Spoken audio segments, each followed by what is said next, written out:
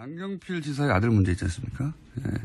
이것이 무슨 국정과 관련이 있냐 이렇게 말하려는 게 아닙니다. 일단은. 현재 마약건으로 수감되어 있습니다. 네. 그런데 전 이 사건을 보면서 무슨 생각을 했냐면 지난 10년간의 패턴으로 보자면 정치권 혹은 우리 흔히 하는 표현으로 유명인들, 고위층의 자제 이분들과 관련한 그러니까 고위층 인사들 혹은 유명인 인사들이 아니라 그 인사들의 자제와 관련한 뉴스가 한동안 나올 수 있다. 예언하는 바입니다. 지난 정권의 국정원은 계속해서 반복되는 이야기지만 가장 비밀스럽고 강력한 불법 심부름 센터였어요. 국가적 규모의 그런 거였고. 또 한 가지는 국정원은 지난 10년을 거치면서 저는 정치기구가 됐다고 보는 것이 자신들이 끊임없이 정치에 직접 개입해 왔잖아요. 예, 지시를 받고. 그런데 지시를 받기 전에 계속 그렇게 되어 가니까 자신들이 국면 전환을 할 수 있다. 그런 주체이다. 라는 인식을 저는 했다고 보고요. 예. 실제로 2007년 남북 정상회담 회의록을 공개했던 과정들은 적나라하게 그런 모습들이 있었습니다. 정치기구가 실제 했다고 봅니다. 그러니까 이게 항상 청와대의 지시를 받아서 수족만 한 게 아니라 10년 동안 그렇게 반복되면서 스스로 그런 정치적 판단을 하고 정치기구화하고 한 측면이 있다. 철저히 이 부분은 해체돼야 된다고 보고 그런 측면에서 제가 예언 하나 해보자면 간만에 예언 하나 해봅니다. 남경필 지사의 아들 문제 있지 않습니까? 예. 이것이 무슨 국정과 관련이 있냐 이렇게 말하려는 게 아닙니다. 일단은. 현재 마약건으로 수감되어 있습니다. 네. 그런데 전 이 사건을 보면서 무슨 생각을 했냐면 지난 10년간의 패턴으로 보자면 정치권 혹은 우리 흔히 하는 표현으로 유명인들, 고위층의 자제 이분들과 관련한 그러니까 고위층 인사들 혹은 유명인 인사들이 아니라 그 인사들의 자제와 관련한 뉴스가 한동안 나올 수 있다. 예언하는 바입니다. 저는 그런 의구심과 촉이 작동하였다. 그럴 수 있어요. 예. 일단 그렇게 예언해두고요. 다음 뉴스는요. 네, 이명박 전 대통령과 관련된 뉴스 계속 전해드리겠습니다. 청계재단이라고 있는데요. 이명박 전 대통령이 출연한 재단입니다. 이와 관련해서 청계재단이 자신의 채찍근인 뉴라이트 계열 김진홍 목사의 법인재단에 수천만 원을 지원했다라는 보도가 나왔습니다. CBS가 입수한 자료에 따른 건데요. 청계재단 운영과 사업 현황이란 자료를 보면 청계재단은 2015년과 2016년에 재단법인 두레문화 마을에 각각 3천만 원씩 지원했다고 합니다. 이거는 저는 돈을 지원했다의 문제가 아니라 돈을 왜 쓰겠어요. 돈을 쓴다는 것은 영향력을 유지하려고 하는 것이고 게다가 여기 두레마을의 상임이사 사무장 같은 경우에는 댓글 공작하던 사이버 팀의 일원이었습니다. 일원이었거든요. 예. 저는 우선은 국정원과의 커넥션, 이명박 전 대통령과 혹은 청계재단과 국정원과의 커넥션. 또 하나는 이명박 전 대통령이 이게 지금 작년까지 있었던 일이거든요. 예, 작년. 퇴임 이후에도 지속적으로 자신의 정치적 영향력을 유지하는 여러 가지 방안들을 썼고 정치에 개입하고자 했고 그런 정황의 일부, 극일부로 저는 보여집니다. 네. 이 사안은 그래서 저는 점점 더 많은 뉴스가 나올 수 있다. 네, 이명박 전 대통령이 그런 얘기 다 했지 않습니까? 차기 정권은 내가 아니 했다고 알려져 있죠. 예. 본인이 확인해 준 바가 없기 때문에 다음 정권은 내가 만들겠다 뭐 이런 이야기. 거기하고 연결되어 있는 끄트머리 뉴스 일부가 나왔다. 저는 이렇게 보여지고 이 문제는 역시 잠시 후에 오늘은 뉴스와 관련된 인터뷰가 많습니다. 인터뷰가 있습니다. 3부에서. 자, 오늘 여기까지 하죠. 저희가 오늘 인터뷰 연속으로 많습니다. 네, 지금까지 시사인의 김은지였습니다. 감사합니다. 네, 바로 이어가겠습니다. 김명수 대법원장 후보자가 아니라 이제는 이제 대법원장입니다. 인준안이 가결됐습니다. 앞으로 김명수 대법원장이 풀어야 할 과제들 어떤 것이 있는지 더불어민주당 박범계 의원 전화 연결해보겠습니다. 안녕하세요. 네, 반갑습니다. 이 가결, 예. 김명수 대법원장 체제 출범 어떻게 보십니까? 일단 임명 동의안이 네. 참 천신만 곳 끝에 그래도 비교적 저희들 한 153표 뭐 이 정도 예상했었는데 생각보다 160표까지 나왔으니까 참으로 다행스럽고요. 사법부 수장의 공백을 하루라도 있어서는 안 되는데 통과가 됐습니다. 전체적으로 사법부 개혁에 대한 우리 국민 모두의 염원이 이제 실현될 수 있는 그러한 계기가 되었다. 참으로 다행스럽다. 그리고 큰 기대를 갖고 있다. 이런 말씀을 좀 드리겠습니다. 그 큰 기대가 이제 결국은 여러 가지 산적한 사법 개혁 과제를 잘 수행할 적임자다라고 해서 이제 기대를 갖고 계실 것 같은데 어떤 과제가 있습니까? 짚어주시자면. 기본적으로 이제 김명수 대법원장은 그동안 법원 행정처라는 말 그대로 사법부를 사실상 장악했다 그럴까? 좌지우지했던 그런 조직의 출신이 아닙니다. 예. 야전에서 말 그대로 뭐 법관에게 야전이라는 표현하는 게 좀 어울리지 않는데요. 30년 동안 묵묵히 이 재판만 해왔고 춘천지방법원장으로서 말 그대로 진짜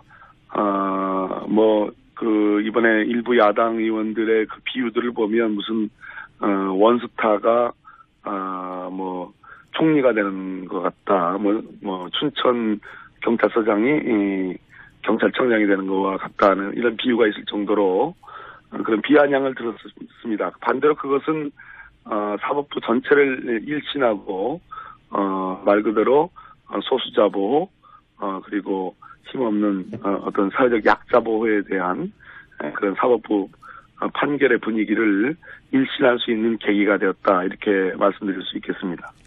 법원 행정처 개혁은 왜 중요합니까? 법원 행정처는 필요한 조직입니다. 그러니까 전체적으로 3천여 명의 판사들 그리고 참 많은 어떤 그 구성원을 갖고 있는 사법부에서 여러 가지 행정적인 측면에 일사불란함 그리고 상당한 효율성을 가질 필요가 있기 때문에 네. 법원 행정처가 필요한 그런 조직이긴 한데요. 예. 법원 행정처가 그동안 많은 오명을 갖고 있죠. 그러니까 특히 양승태 현 대법원장 체제에서 사법부 판결 내부로부터의 독립을 좀 간섭을 한 거 아니냐, 재판에 관여한 거 아니냐라는 그러한 오해를 받아왔습니다. 그런 측면에서 단순한 사법행정의 지원 조직이 아니고 어떤 법관의 재판에 관여하고 간섭한 거 아니냐는 그런 오해가 있었기 때문에 그런 측면에서 개혁이 필요하다 이런 말씀을 드리겠습니다. 알겠습니다. 또 한 가지는 이제 판사 블랙리스트 문제가 크게 불거졌었는데 이 대법원장 인준 전후로 하여서는 잠잠했습니다. 이 문제는 다시 짚어봐야 될 문제가 되겠죠? 지금 이제 전국 법관 회의에서 예. 판사 블랙리스트 문제를 공식적으로 제기를 했고 김명수 이제 신임 대법원장이 인사청문회에서 그 문제를 다시 살펴보겠다고 했습니다. 그런 측면에서 어찌됐든 절차적으로 이 문제에 대한 충분한 규명이 저는 있어야 된다고 보고 있습니다. 이게 뭐랄까요? 법적 처벌까지도 갈 수 있는 사안이라고 보십니까?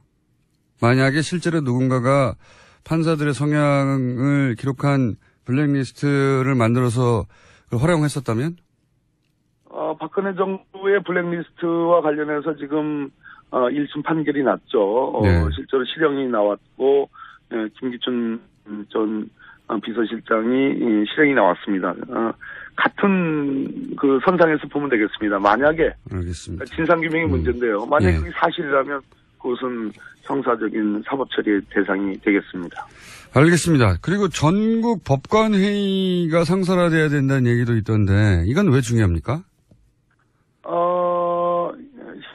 지금 김명수 대법원장의 이제 전임이라 할 수 있는 네. 그 양승태 대법원장조차도 전국 법관회의 상설화를 수용하겠다고 얘기를 했습니다. 무슨 얘기인가 하니 사법부는 개개의 판사들이 네. 헌법과 법률에 따라 헌법과 법률 및 양심에 따라 독립하여 심판한다는 헌법 규정이 있습니다.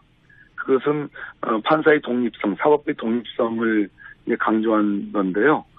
그런 측면에서 판사들이 또 외부로부터의 독립은 물론이지만 대법원장을 포함해서 상급 기관 또는 또 법원장으로부터의 독립, 내부로부터의 독립도 중요하기 때문에 그러한 것들이 보장이 되려면 개개의 평판사들의 어떤 전체적인 회의체, 그런 어떤 의지를 모아나가는 그러한 구심이 필요하다는 측면에서 법관회의가 의미가 있다고 보겠습니다. 그러니까 사법부의 법원행정처의 개혁이나 전국 법관회의 상설화 모두 사법부의 독립을 위한 어떤 계획 조치군요. 그렇습니다. 예. 예, 맞습니다.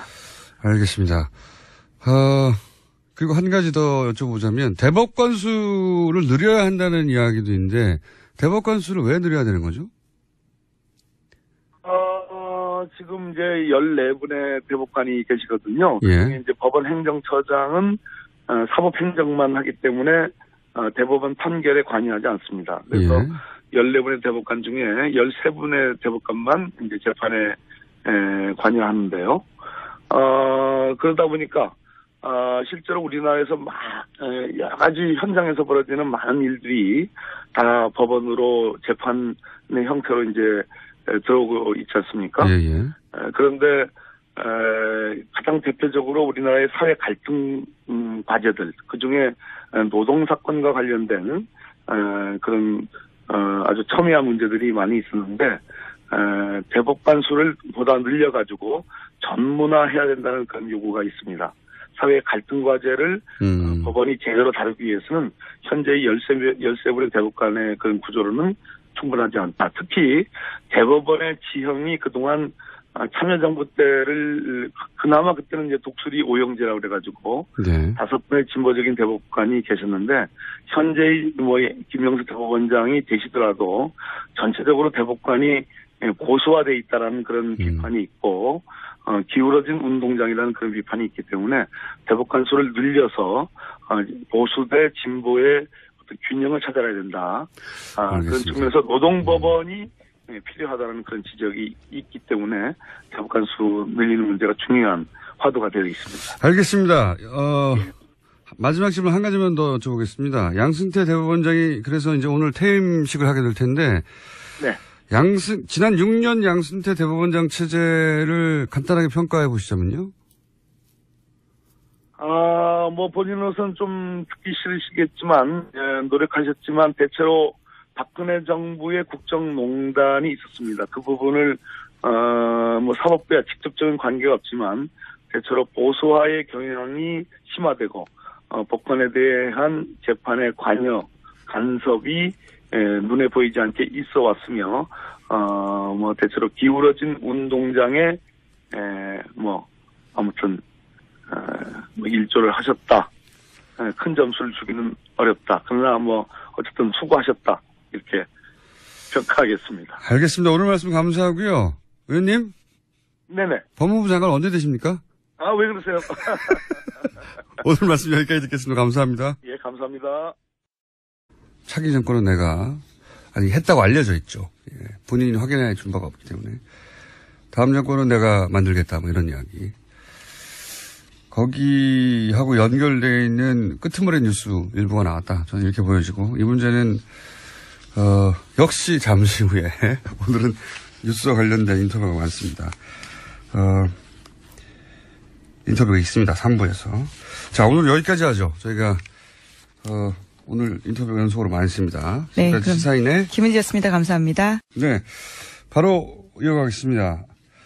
김명수 대법원장 후보자가 아니라 이제는 이제 대법원장입니다. 인준안이 가결됐습니다. 앞으로 김명수 대법원장이 풀어야 할 과제도 어떤 것이 있는지 더불어민주당 박범계 의원 전화 연결해 보겠습니다. 안녕하세요. 네, 반갑습니다. 이 가결, 예. 김명수 대법원장 체제 출범 어떻게 그런데 지시를 받기 전에 계속 그렇게 되어 가니까 자신들이 국면 전환을 할 수 있다, 그런 주체이다. 라는 인식을 저는 했다고 보고요. 예. 실제로 2007년 남북 정상회담 회의록을 공개했던 과정들은 적나라하게 그런 모습들이 있었습니다. 정치기구가 실제 했다고 봅니다. 그러니까 이게 항상 누군 청와대의 지시를 받아서 수족만 한 게 아니라 10년 동안 그렇게 반복되면서 스스로 그런 정치적 판단을 하고 정치기구화하고 한 측면이 있다. 철저히 이 부분은 해체돼야 된다고 보고 그런 측면에서 제가 예언 하나 해보자면, 간만에 예언 하나 해봅니다. 남경필 지사의 아들 문제 있지 않습니까? 예. 이것이 무슨 국정과 관련이 있냐, 이렇게 말하려는 게 아닙니다, 일단은. 현재 마약건으로 수감되어 있습니다. 네. 그런데 전 이 사건을 보면서 무슨 생각을 했냐면, 지난 10년간의 패턴으로 보자면, 정치권, 혹은 돈을 왜 쓰겠어요? 돈을 쓴다는 것은 영향력을 유지하려고 하는 것이고, 게다가 여기 두레마을의 상임이사 사무장 같은 경우에는 댓글 공작하던 사이버 팀의 일원이었습니다. 일원이었거든요. 예. 저는 우선은 국정원과의 커넥션, 이명박 전 대통령과 혹은 청계재단과 국정원과의 커넥션. 또 하나는 이명박 전 대통령이 이게 지금 작년까지 있었던 일이거든요. 예, 작년. 퇴임 이후에도 지속적으로 자신의 정치적 영향력을 유지하는 여러 가지 방안들을 썼고 정치에 개입하고자 했고 그런 정황의 일부, 극일부로 저는 보여집니다. 네. 이 사안은 그래서 저는 점점 더 많은 뉴스가 나올 수 있다. 네, 이명박 전 대통령이 그런 얘기 다 했지 않습니까? 남경필 지사의 아들 문제 있지 않습니까? 예. 이것이 무슨 국정과 관련이 있냐, 이렇게 말하려는 게 아닙니다, 일단은. 현재 마약건으로 수감되어 있습니다. 네. 그런데 전 이 사건을 보면서 무슨 생각을 했냐면, 지난 10년간의 패턴으로 보자면, 정치권, 혹은 우리 흔히 하는 표현으로 유명인들, 고위층의 자제, 이분들과 관련한 그러니까 고위층 인사들 혹은 유명인 인사들이 아니라 그 인사들의 자제와 관련한 뉴스가 한동안 나올 수 있다. 예언하는 바입니다. 지난 정권의 국정원은 계속해서 반복되는 이야기지만 가장 비밀스럽고 강력한 불법 심부름 센터였어요. 국가적 규모의 그런 거였고. 또 한 가지는 국정원은 지난 10년을 거치면서 저는 정치기구가 됐다고 보는 것이 자신들이 끊임없이 정치에 직접 개입해 왔잖아요. 예, 지시를 받고 우리 흔히 하는 표현으로 유명인들, 고위층의 자제, 이분들과 관련한 그러니까 고위층 인사들 혹은 유명인 인사들이 아니라 그 인사들의 자제와 관련한 뉴스가 한동안 나올 수 있다. 예언하는 바입니다. 저는 그런 의구심과 촉이 작동하였다. 그럴 수 있어요. 예. 일단 그렇게 예언해두고요. 다음 뉴스는요. 네, 이명박 전 대통령과 관련된 뉴스 계속 전해드리겠습니다. 청계재단이라고 있는데요. 이명박 전 대통령이 출연한 재단입니다. 이와 관련해서 청계재단이 자신의 채찍근인 뉴라이트 계열 김진홍 목사의 법인재단에 수천만 원을 지원했다라는 보도가 나왔습니다. CBS가 입수한 자료에 따른 건데요. 청계재단 운영과 사업 현황이란 자료를 보면 청계재단은 2015년과 2016년에 재단법인 두레문화마을에 각각 3천만 원씩 지원했다고 합니다. 이거는 저는 돈을 지원했다의 문제가 아니라